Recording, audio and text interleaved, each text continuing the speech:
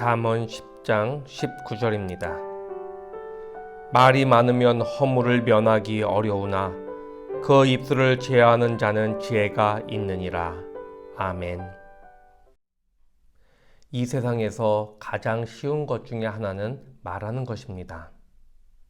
근데 이 세상에서 가장 어려운 것 중에 하나도 또한 말하는 것입니다. 우리의 속담, 격언, 그리고 많은 지혜가 담긴 글에는 말에 대한 이야기가 참 많습니다. 어떻게 하는 것이 지혜로운 말이고, 어떻게 하는 것이 내 입술을 제어하고, 또한 어떻게 하는 것이 이 세상을 살아가면서 우리의 입술을 잘 다스릴 수 있는지에 대한 수많은 담론, 이야기, 속담, 격언, 여러 가지 지혜로운 글들이 참 많습니다. 그만큼 입술을 통해서 말한다는 것이 참 쉬운 것이나 또한 이 말을 한다는 것이 참 어려운 것임을 역설적으로 가르쳐 주고 있습니다. 그렇다면 왜 우리가 말하는 것이 쉬우면서도 어려울까요? 왜 우리가 말을 하다가 실수하게 되고 후회하게 되고 여러 가지로 문제를 일으키게 될까요? 여러 가지 이유가 있겠습니다. 사람마다 상황이 다를 수 있습니다. 그러나 오늘은 세 가지를 생각해 보려고 합니다. 첫 번째는 바로 나의 관점에서 말을 하기 때문입니다. 말이라는 것은 순간 이루어집니다. 순간 내뱉게 되고 깊이 생각하기보다는 그 즉시 말을 하는 경우가 참 많습니다. 그 즉시 말을 하다 보면은 상대방의 관점을 헤아리고 여러 가지 상황을 헤아리기보다는 자신의 관점에서 내 입장에서 말을 하는 것이 쉽고 그렇게 또한 순간 이루어진다는 것을 우리는 잘 압니다. 내 관점에서 이야기하다 보면 실수할 수 있고 상대방에게 실수할 수 있고 또한 여러 가지로 불편한 상황에 놓일 수 있습니다.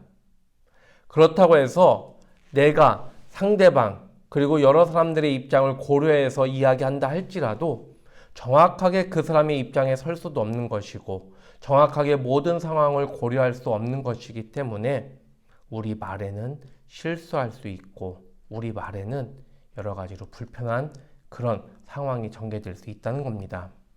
그렇다면 어떻게 해야 될까요? 이거에 대한 비결이 있습니다. 바로 하나님의 마음, 예수님의 마음을 갖고 살아가는 것입니다. 조금씩 하나님의 말씀에 의지하여 조금씩 우리의 마음이, 우리의 생각이 하나님의 생각과 예수 그리스도의 그 마음을 닮아간다면 우리의 관점은 자신의 관점보다는 나만을 생각하는 관점보다는 하나님의 관점에서 예수님의 마음에서 말을 할 수 있고 또한 우리가 생각을 할 수 있기 때문에 실수를 줄일 수 있고 더 지혜로운 말로 나아갈 수 있다는 것입니다. 두 번째로 우리가 말을 함에 있어서 부족함이 드러나는 것은 내가 알고 있는 것이 다가 아니기 때문입니다. 내가 알고 있는 것, 내가 경험한 것, 내가 지금 파악하고 있는 이 상황들이 다가 아닙니다. 우리의 지식에는 한계가 있고 우리의 경험은 단지 내 경험일 뿐이고 지금 내가 이 상황을 보고 있다 할지라도 이 상황을 판단하고 있다 할지라도 그것이 정답은 아닙니다. 즉 우리의 지식, 경험, 우리의 판단이 한계가 있고 인간이기에 부족함이 있는데 그것을 가지고 말을 하려고 하다 보니까 그런 관점에서 이야기를 하려고 하다 보니까 바로 실수가 나올 수 있고 부족함이 나올 수 있고 때로는 큰 문제로 이어질 수 있다는 것입니다. 그렇다면 이것을 해결할 수 있는 방법은 무엇일까요? 그것은 바로 침묵의 힘을 기르는 겁니다. 겸손한 태도를 갖는 것입니다. 여러분, 잘 모르는 것이 있으면 침묵하는 것입니다. 내가 잘 알지 못하는 것이 있으면 상대방의 이야기를 경청하는 것입니다.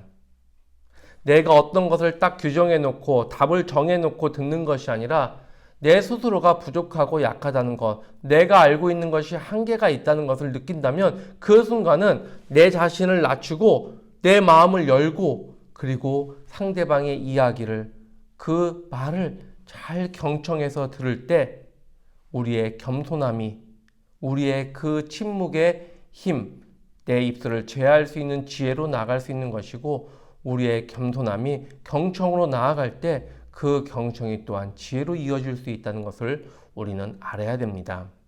여러분, 잘 모른다면, 내가 정확하게 알지 못한다면, 나의 부족함이 있다면 침묵하는 것입니다. 그리고 경청하는 것입니다. 그러면 말하는 것보다 더 큰 지혜가 우리에게 임하고, 그걸 통해서 겸손을 배우고 침묵을 배우게 될 줄 믿습니다. 세 번째로, 우리가 말에 실수가 있고 말에 문제가 생기는 것은 바로 그 말 안에 우리의 욕심과 의도가 담겨 있기 때문입니다. 객관적으로 얘기한다는 것 자체가 불가능하지만, 그래도 객관적으로 공정하게 또 정직하게 이야기하는 것이 중요하지만, 인간은 그러기가 쉽지 않습니다. 특히 말 한마디 한마디에 나의 욕심이 배어 있고, 그 욕심 안에서 의도를 가지고 이야기할 수밖에 없다는 겁니다.